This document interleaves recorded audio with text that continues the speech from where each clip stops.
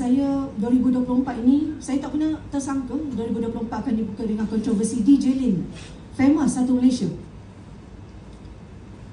Tapi bagi saya, mungkin ada hikmah juga yang menanti saya. Saya lalui, saya terima sepanjang 9 hari ini, biarpun sukar, tak ada orang yang faham. Ini satu proses yang saya tak pernah lalui. Ini kecaman terhebat pernah saya dapat akibat segala lempak tuduhan yang dilemparkan oleh Taizo terhadap saya. Tapi saya serahkanlah kepada orang kata pihak yang berkenaan, pihak yang berwajib, yang lebih tahu story behind apa yang anda saksikan pada video itu. Dan saya di sini saya bertugas sebagai seorang staff. Suria FM itu bukan milik saya pun. Saya bekerja je. Saya makan gaji je. Cuma bezanya saya bukan contract staff seperti penyampai yang lain. Saya adalah full time staff dari tahun 1999. Okeylah dia. Saya tak minta tipulah kalau saya katakan saya tak terasa ataupun saya tak orang kata menerima kesan negatif lah daripada kecaman yang sangat hebat daripada pihak netizen yang tak tahu hujung pakar cerita. So far she has not gone crazy yet lah. Cuma saya berdoa pada Allah, setiap solat saya redha atas apa yang terjadi. Saya terima kalau ini adalah ujian yang Allah bagi untuk saya, demi untuk mematangkan diri saya, meningkatkan kesabaran diri saya, sebab saya pun baru berhijrah.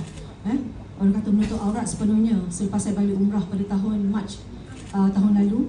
Jadi saya masih lagi belajar untuk menguatkan emosi, hati, untuk lebih redha, untuk lebih menerima apa pun ketentuan pada Allah untuk saya. Jadi saya doakan agar saya terus kuat. Saya kuat untuk Suria FM, anak-anak buah saya hampir 50 orang di Suria FM. Saya kena tunjukkan kepada mereka saya kuat. Apa pun dugaan yang datang, saya tempuh. Sebab saya tahu kesalahan itu tidak saya lakukan. Tak ada apa yang saya takutkan. 25 tahun saya dalam industri radio dengan rekod yang sangat cemerlang, dengan 13 anugerah besar dari berbagai kategori yang telah saya menangi. Saya kira saya bina jenama DJ Lin itu daripada kosong sejak saya menceburi industri radio pada tahun 1999. Saya cintakan dunia radio. Dan radio ni adalah hidup mati saya lah senang cakap. Tapi bagi saya ingin melihat Suria FM itu selepas diberi tanggungjawab memimpin Suria FM sebagai general manager pada tahun 2021, maafkan saya. Tanggungjawab saya semakin besar, bukan sekadar seorang penyampai radio, tetapi saya menggalas 2 tanggungjawab serentak. Dan keutamaan saya adalah jenama, adalah brand Suria FM itu sendiri.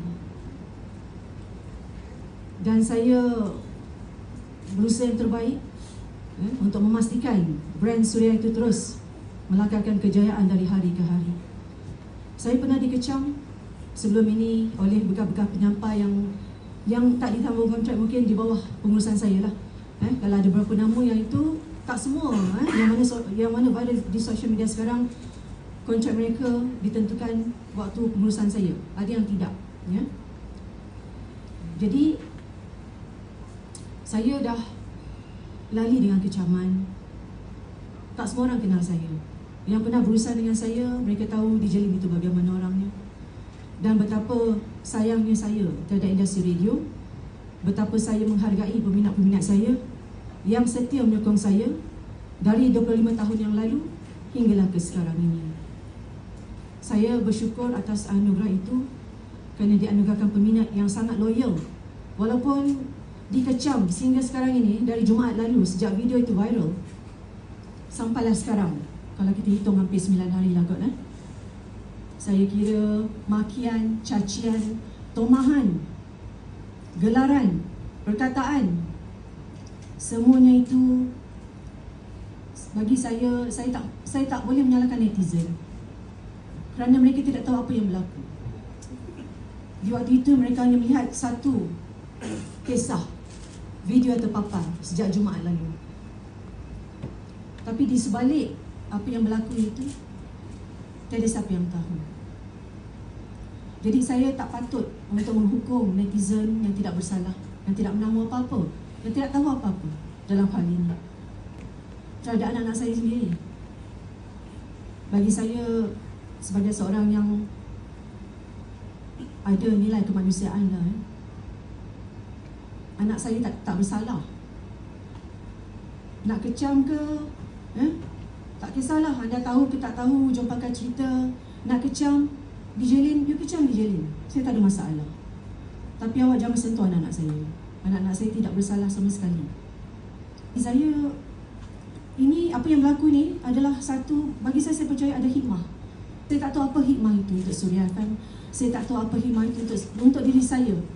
Tetapi saya sangat percaya satu ketika semua netizen-netizen yang mengecam saya, yang menghentam saya secukup-cukupnya, menggelar saya dengan pelbagai panggilan, cacian, hinaan, makian yang sampai tak boleh nak terima sebagai seorang manusia.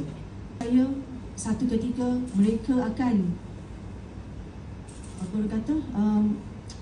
menyedari kenyataan adalah tetap kenyataan. Kerana mereka tidak tahu di sebalik kisah sebenarnya apa. Itu kita kena faham. Cuma kalau boleh menghukum, biarlah selepas kita ketahui fun fact ataupun kenyataan yang sebenar-benarnya dari kedua-dua belah pihak. Itu baru adil namanya.